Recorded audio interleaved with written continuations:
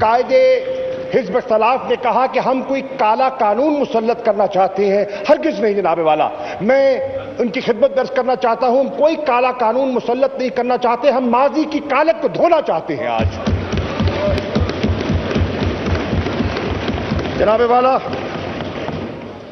میں یہ عرض کرتا چلوں کہ آج ایک تاریخی دن اس لیے ہے کہ 1970 کے بعد جتنے انتخابات آئے, پاکستان کی عوام اور پاکستان کی تاریخ اس بات کی گواہ ہے کہ ان پر سوالیہ نشان اٹھایا گیا. 70 کے انتخابات کے بعد کون سا انتخاب ایسا نہیں آیا جس پر سوالیہ نشان نہیں اٹھایا گیا؟ کبھی پاکستان پیپلز پارٹی نے کہا کہ ان کے ساتھ ناانصافی ہوئی ہے, دھاندلی ہوئی ہے. کبھی پاکستان مسلم لیگ نون نے کہا کہ دھاندلی ہوئی ہے. اور 2013 میں تحریک انصاف نے اپنے اعتراضات قلم بند کیے اور جوڈیشل کمیشن کا رخ کیا کیونکہ ہمیں اعتراضات کہ دھاندلی ہوئی ہے. اب سوال یہ اٹھتا ہے کہ ہم تاریخ سے کب سبق سیکھیں گے اور ہم اپنی سمت کو درست کب کریں گے؟ میں سمجھتا ہوں کہ وقت آ گیا ہے کہ آج ہم اپنی سمت کو درست کریں اور ایسی قانون سازی کریں کہ ہمیشہ کے ذریعے ایک شفاف اور کریڈیبل نظام جو ہے اس کو متعارف کروا دیا جائے. قائد حزب اختلاف فرماتے ہیں کہ ہم اس قانون سازی کو بلڈوز کرنا چاہتے ہیں. بصد احترام ایسا ہرگز ارادہ جناب والا نہیں ہے. آپ جانتے ہیں کہ یہ کوئی راز پوشیدہ نہیں ہے. آپ کے علم میں ہے کہ حکومت ایک ارادہ کر چکی تھی. حکومت نے بارہا آپ سے, آپ کے ممبران سے رجوع کیا, آپ سے درخواستیں کی کہ ڈیمونسٹریشن لیجئے. جس آپ ای وی ایم مشین کا تذکرہ کر رہے ہیں, آپ کی خدمت میں ہم نے اس کو پورا رکھنے کا, پیش کرنے کا موقع فراہم کیا تاکہ آپ کے اعتراضات کو انکارپوریٹ کر لیا جائے اور ایک بہتر جو قدم جو ہے آگے اٹھایا جائے. شومیے قسمت کہ آپ نے اس وقت اس پر وہ توجہ نہ دی. آپ فرماتے ہیں کہ اجرت میں یہ آپ نے ایوان جو ہے جوائنٹ سیشن ہم پر مسلط کر دیا. ہرگز نہیں جناب والا. ریکارڈ کی درستگی کے لیے یہ عرض کرتا چلوں گا کہ یہ ارادہ ہمارا آپ کے آیا ہو چکا تھا. 11 تاریخ کو ایک اجلاس کی تاریخ دے دی گئی تھی. اگر اجرت میں ہوتا تو آپ اپنے ممبران سے رجوع کیسے کرتے؟ آپ جو لوگ باہر گئے ہیں ان کو فونوں کے ذریعے واپس کیسے بلاتے؟ اس سے یہ بات ثابت ہوتی ہے کہ اجرت نہ تھی, آپ کے علم میں تھا. 11 تاریخ کو اجلاس کی تاریخ رکھی گئی, اس اجلاس کو مؤخر کیا گیا. آپ کہہ رہے ہیں کہ ہم نے مؤخر کیا کہ ہمارے پاس عددی اکثریت نہ تھی. میں صد احترام اس سے اختلاف کرتا ہوں. اگر ہمارے پاس عددی اکثریت نہ ہوتی تو آج ہم یہ بل کیسے پیش کر رہے ہوتے؟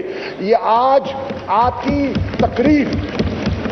تقریر کا لب لباب اس بات کا اعتراف ہے کہ حکومت کی صفوں میں یکجہتی ہے, حکومت کے الائز حکومت کے ساتھ کھڑے ہیں اور انشاءاللہ ہم ایک جمہوری انداز میں آگے بڑھنے کا ارادہ رکھتے ہیں. جناب والا, ہم نے اجلاس جو مؤخر کیا ٹائم گین کرنے کے لیے نہیں. ہمارے کچھ معزز ممبران تھے, ان کی کچھ سوالات تھے, ان کی کچھ تشنگی تھی. اس تشنگی کو دور کرنے کے لیے ان نے مزید وقت مانگا اور ہم نے ان کو وقت دیا. ہم نے ان کو بریفنگز دی, ہم نے ان کو ڈیمونسٹریشنز دیے, ہم نے ان کو قائل کیا, دلائل سے قائل کیا. اور جب وہ دلائل سے قائل ہوئے تو آج اللہ کے فضل و کرم سے وہ ان صفوں میں موجود بیٹھے ہیں. جناب والا, آپ کہتے ہیں کہ یہ ای وی ایم مشین جو ہے یہ آپ نے اس کو ایک نام دیا ایول وشس مشین کا.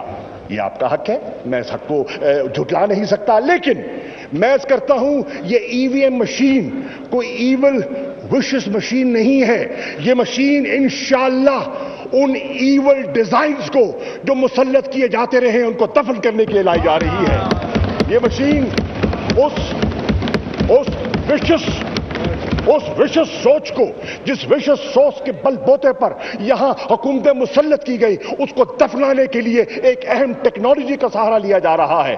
آپ سے مخاطب ہو کر قائد حزب اختلاف فرماتے ہیں کہ آپ ایک تاریخی غلطی کرنے جا رہے ہیں.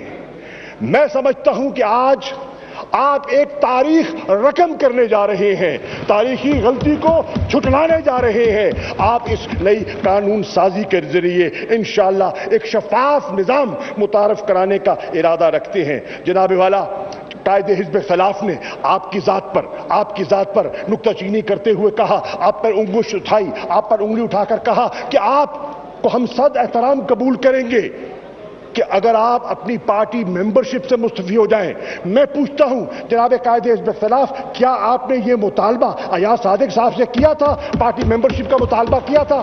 ہم نے تسلیم کیا۔ وہ ضمنی الیکشن میں گئے، پارٹی کا ٹکٹ لے کر آئے، دوبارہ منتخب ہوئے، شیر کے نشان پر آئے، ہم نے تسلیم کیا۔ وہ اسپیکر منتخب ہوئے، ہم نے تسلیم کیا۔ ان بینچز پہ اپوزیشن میں بصد احترام ان کا ہم حکم بجا لاتے تھے۔ ہم نے کوئی ایسا مطالبہ نہیں کیا جو آج آپ مطالبہ فرما رہے ہیں۔ اب یہ دوہرا معیار ہے اور اس دوہرے معیار سے ہمیں اجتناب کرنا چاہیے۔